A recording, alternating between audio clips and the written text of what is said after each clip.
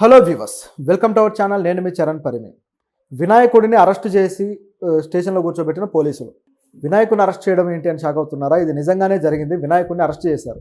So ఎందుకు చేశారు ఏంటి అనేది ఇప్పుడు ఆసక్తికరంగా ఉంది. ఇది కొద్దిగా కాంట్రవర్సీ ఇష్యూ. నిజానికి ఈ అరెస్టు జరిగిన తర్వాత ఒకసారిగా హిందూ సంఘాలన్నీ కూడా మా వినాయకుడికి ఎంత గతి పట్టింది అని చెప్పేసి కొందరు విమర్శలు చేస్తూ వస్తున్నారు.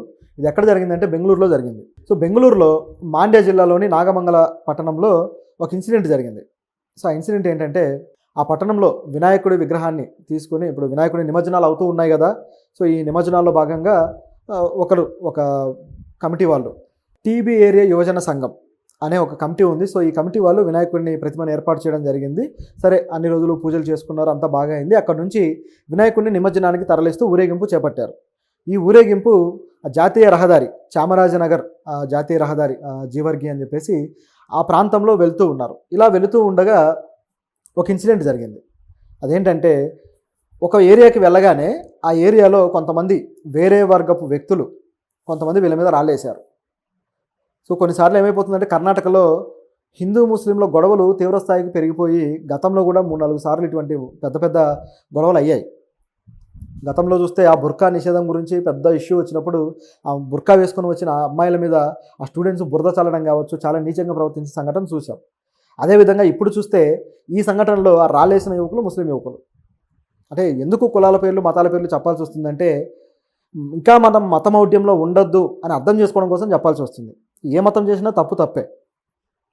ఏదైనా అవతలి మతం వాళ్ళు చేస్తూ ఉన్నారంటే దాన్ని సెలబ్రేట్ చేయాలి కానీ, లేదంటే కనీసం దాన్ని గౌరవించాలి. అంతేగాని ఇలా చేయడం తప్పు. గతంలో హిందూ సంఘాల వాళ్ళు అదేవిధంగా ఆ మహిళల విషయంలో ప్రవర్తించారు. ఇప్పుడు చూస్తే ఈ ముస్లిం యువకులు ఈ విధంగా తప్పుగా ప్రవర్తించారు. ఇద్దరిని తప్పుపట్టాల్సిందే. ఇందులో ఒక మతానికి సంబంధించి ఏదో ఒక మతాన్ని టార్గెట్ చేస్తున్నట్టుగా కూడా కాదు. అయితే ఇక్కడ గమనించి చూస్తే, ఇప్పుడు మన హైదరాబాద్లో అయితే ముస్లింలు, క్రిస్టియన్లు, హిందువులు అందరూ కలిసి ఒక వినాయకుడిని పెడితే చాలా గొప్పగా సెలబ్రేట్ చేస్తున్నారు. అసలు ఆ పండగ అక్కడ అసలైన పండగ కనిపిస్తుంది. మత సామరస్యానికి ఒక ఎగ్జాంపుల్గా ఆ విగ్రహం నిలబడింది. చాలా ఛానల్స్లో కూడా వచ్చి ఉంటుంది, మీరు చూసే ఉంటారు. మరీ అంత భక్తి చూపించలేకపోయినా కనీసం గౌరవించి ఉండడం అనేది అవసరం. ఎందుకంటే మన భారతదేశంలో అటువంటి సహృద్భావ వాతావరణం లేకపోతే ఈ దేశ లౌకిక స్ఫూర్తికే దెబ్బ తగులుతుంది. ఇక్కడ అదే జరిగింది. మొత్తానికి వాళ్ళు రాళ్ళేయడంతో ఇక తిరిగి వీళ్ళు కూడా రియాక్ట్ అయ్యారు. ఒకరి మధ్య ఒకరికి బాహాబాహి జరిగాయి. పెద్ద గొడవ, అల్లర్లు చెలరేగాయి. ఈ అల్లర్లు బాగా చెలరేగిన తర్వాత మొత్తానికి పోలీసులు వచ్చి మొత్తం దాన్ని సద్దుమణిగేలాగా ఏవో చర్యలు తీసుకున్నారు. అయిపోయింది. దీనికి సందర్భంగా ఇక నిరసన తెలియజేయాలని చెప్పేసి ఈ హిందూ సంఘాల వాళ్ళంతా భావించారు. అంతే కదా, వాళ్ళ మీద అకారణంగా రాళ్ళేస్తే వాళ్ళు ఎందుకు ఊరుకుంటారు? నిరసన తెలియజేస్తారు. సో నిరసన తెలియజేస్తూ మళ్ళీ ఆ చామరాజనగర్ మెయిన్ రోడ్డుకి వచ్చి నిరసన తెలియజేస్తూ వెళ్తున్నారు. ఈ నిరసనలు మళ్ళీ పెద్ద స్థాయిలో వెళ్తాయేమో, ఎందుకంటే నిరసన అనేది డైరెక్ట్గా వాళ్ళని టార్గెట్ చేసినట్టు ఉంటుంది కాబట్టి ఇవి మళ్ళీ పెద్ద అల్లర్లకు దారితీస్తాయని పోలీసులకు కూడా పైనుంచి ఇన్ఫర్మేషన్ ఉంది. పోలీసులు ఇక అప్రమత్తమై ఈ నిరసనకారులని అణిచివేయడానికి ట్రై చేశారు. వాళ్ళు మొదట చెప్పి చూశారు, మీరు వెళ్ళిపోండి వద్దు అని చెప్పి. కానీ వాళ్ళు వినలేదు. దాంతో ఇక రియాక్ట్ అవ్వక తప్పని పరిస్థితి ఏర్పడింది. సో అందరినీ చెదరగొట్టే క్రమంలో అయినా వాళ్ళు వినకపోతుండేసరికి ఏం చేయాలో అర్థం కాలేదు. అయితే ఇప్పటికే వాళ్ళతో పాటు వినాయకుడి విగ్రహాన్ని కూడా నిరసనకారులు తీసుకొని వచ్చారు. నిజానికి వినాయకుడి విగ్రహాన్ని గతంలోనే వాళ్ళు ఆ నిమజ్జనానికి తీసుకెళ్తున్నప్పుడు గొడవ అయింది. సో దానికి సింబాలిక్గా మళ్ళీ మేము వినాయకుడి విగ్రహాన్ని తెస్తామని చెప్పేసి ఆ విగ్రహాన్ని తీసుకొని వచ్చారు. ఇలా నిరసనకి వాళ్ళు మతాన్ని ఉపయోగించినట్టుగానే అయింది. చివరికి అక్కడికి వచ్చిన తర్వాత ఆ నిరసన పెద్దదయ్యి పోలీసులకు ఏం చేయాలో అర్థం కాలేదు.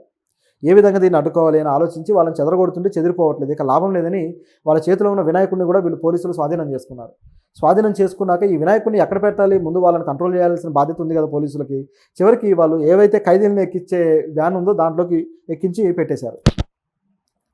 వినాయకుడిని ఖైదీల వ్యాన్లోకి ఎక్కించడంతో ఒకసారిగా వినాయకుడిని అరెస్ట్ చేసినట్టుగా సీన్ క్రియేట్ అయిపోయింది. తిరిగి వాళ్ళ వినాయకుడిని వాళ్ళని ఇవ్వకుండా వాళ్ళు అలాగే వినాయకుడిని తీసుకొని వెళ్ళిపోయారు. సో అరెస్ట్ చేసి తీసుకుపోయినట్టే అయిందన్నమాట పరిస్థితి. సో ఇది ఫోటో తీసి బాగా సోషల్ మీడియాలో వైరల్ చేశారు. అంటే హిందువుల మీద అణచివేత జరుగుతుంది, హిందువుల మీద ఈ విధంగా పోలీసులు ఎట్లా ఇది చేస్తారు అని చెప్పేసి పెద్ద దుమారం రేగడంతో ఒకసారిగా హిందూ సంఘాల నాయకులు కూడా బయటకు వచ్చారు. పునీత్ కరహెల్లి అని చెప్పేసి కర్ణాటకలో ప్రస్తుతం బాగా యాక్టివ్గా ఉన్న హిందూ నాయకుడు. సో ఆయన గతంలో కూడా ఒక ఏదైతే కుక్క మాంసం అమ్ముతున్నారు మా కర్ణాటకకు తీసుకువచ్చి అని చెప్పేసి పెద్ద వైరల్ చేశాడు. సో ఆ కుక్క మాంసం అనేది గుర్తించి దాన్ని హైలైట్ చేయడానికి ప్రయత్నించింది ఆ వ్యక్తే. ఆ తర్వాత మళ్ళీ అది ఫోరెన్సిక్ రిపోర్ట్స్కి వెళ్ళింది. పోలీసులు దాన్ని టెస్ట్ చేశారు. ఫుడ్ సేఫ్టీ అధికారులు టెస్ట్ చేసిన తర్వాత ఇది కుక్క మాంసం ఏమీ కాదు, ఇది మామూలుగా గొర్రె మాంసమే, సో మీరేమీ ఇదవ్వాల్సిన పని లేదు అని చెప్పేసి వాళ్ళు కూడా వివరణ ఇచ్చారు.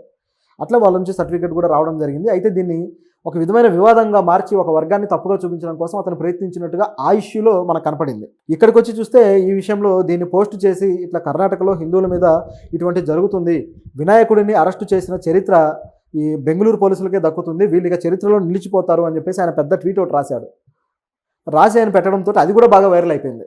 సో వైరల్ అయ్యి ఇప్పుడు బెంగళూరు పోలీసుల మీద విపరీతమైన విమర్శలు వస్తున్నాయి, ఎందుకు మీరు ఈ విధంగా చేశారు అని చెప్పేసి.